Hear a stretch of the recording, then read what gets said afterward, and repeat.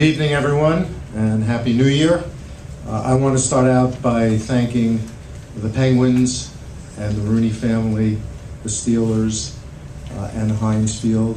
All the organizations combined and the city of Pittsburgh did a terrific job in helping us conduct the Bridgestone Winter Classic. I also want to thank the Capitals for their participation, and both clubs, particularly the players, for the way they've conducted themselves on and off the ice, and particularly in the lead-up period that has been well documented over the last few weeks.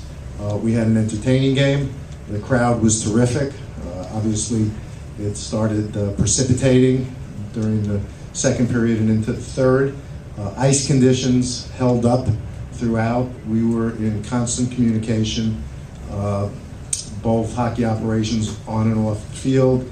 I was in constant communication with Coley Campbell. The officials and the players were comfortable with the play and the conditions that they were playing under. And all in all, I think it was a fun evening and an entertaining event. This is reality hockey when you take it outdoors. It becomes a little unpredictable. We played in rain and snow in Buffalo. I think it drizzled a little bit either in Chicago or in Boston. And all in all, it was a good event, and we were very pleased with what we saw. I also want to make a point of thanking all of our partners on the business side, particularly our broadcast partners in NBC, for showing the flexibility that was necessary to deal with the weather issues that we confronted through last night and into today. All in all, we're pleased with the event, obviously.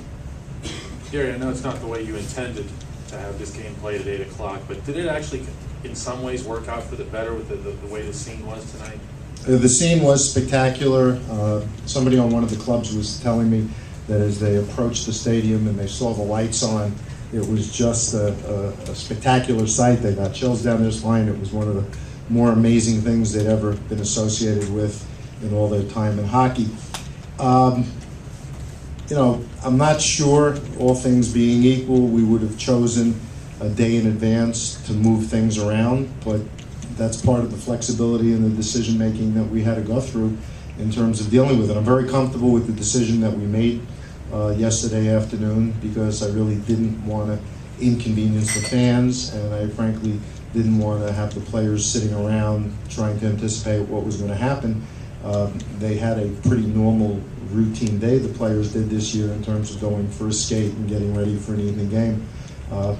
It may be just like with the game in Buffalo, the elements had an influence, and when you look back on this event, it will have its own legend, its own storyline, because of what we saw tonight. And the players, you saw how they were playing. There were 60 some odd shots on goal. They were into it, and I think playing in front of so many people has something to do with that.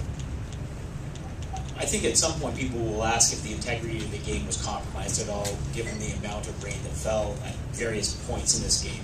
How will you respond to that kind of criticism? It was the same conditions for both teams, and as I said, we were in every stoppage. Coley, Dan, Craig were in communication with the officials and both teams, and nobody was complaining about it. And while perhaps not perfectly, the puck was moving pretty well. There were a lot of shots on goal. And, I've heard ice complaints when we're indoors in a lot of places as well. I think we were fine, just fine. With the success of the Winter Classic, it's great, and as you say, everyone is unique in itself. Is there any thought being given to, this is really becoming the centerpiece of the NHL. Now you've got the All-Star game. Any thought maybe given to moving that like to an end of the season event, like in conjunction with the awards show or anything like that? No, we're not planning on moving the All-Star game. And while this has become a terrific, if not spectacular event, you feel the atmosphere. People outside in the street fair were telling me that this is like the Super Bowl. It's as big a deal. This is a regular season game. I'll take our playoffs and Stanley Cup final any day of the week. But when you can get this kind of response to a regular season game, it's truly something special, truly something unique. And we're very proud of what has developed on New Year's Day in a relatively short period of time. But in the final analysis, as big an event as this is, it still comes down to who wins the cup. I've heard some talk in the last day and a half of perhaps the move to prime time, the move to 8 p.m. is going to be a good thing for this this game in the future. You know, what factors will you take into account when perhaps making the decision to make this thing prime time? Well, that's not something we considered until yesterday. That's something we'll have to discuss with our network broadcast partner, obviously. And I think it's also an issue of what makes sense at the appropriate time. I can't tell you how good or bad this was. My guess is it was good until we ultimately see the ratings. But take into account we see the ratings, we were playing at a time that up until 5 o'clock yesterday afternoon wasn't the time we had planned on. All the promotion was geared to a 1 o'clock in the afternoon start. The best answer to your question will be an analysis of the ratings when they ultimately come in. Thank you.